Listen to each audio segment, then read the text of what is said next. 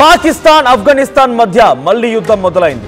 అర్ధరాత్రి పాకిస్తాన్ ఆఫ్ఘనిస్తాన్ మధ్య ఎదురు కాల్పులు జరిగాయి. ఈ కాల్పుల్లో ఇప్పటికే 5గురు హతమయ్యారు, 10 మందికి పైగా గాయాలని తెలుస్తుంది. దానికి సంబంధించి బిగ్గెస్ట్ బ్రేకింగ్ న్యూస్ ఇప్పుడు ఆర్టీవీ స్క్రీన్ పై చూస్తూ ఉన్నాం.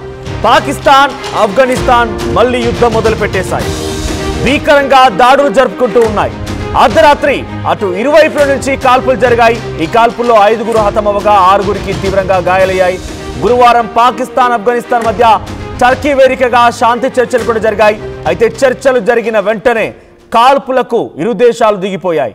శాంతి శాంతి అని చెప్పి ప్రయత్నం చేసి చర్చలకు దిగిన తరువాత కూడా చర్చలు విఫలమైతే ఇప్పుడు బహిరంగ యుద్ధం తప్పదంటూ పాక్ మంత్రి ఖ్వాజా ఆసిఫ్ వార్నింగ్ కూడా ఇచ్చారు.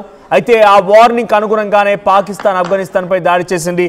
ఆఫ్ఘనిస్తాన్ రాజధాని కాబూల్ నగరం పైన చాలా పెద్ద ఎత్తున దాడులకు యత్నించింది పాకిస్తాన్.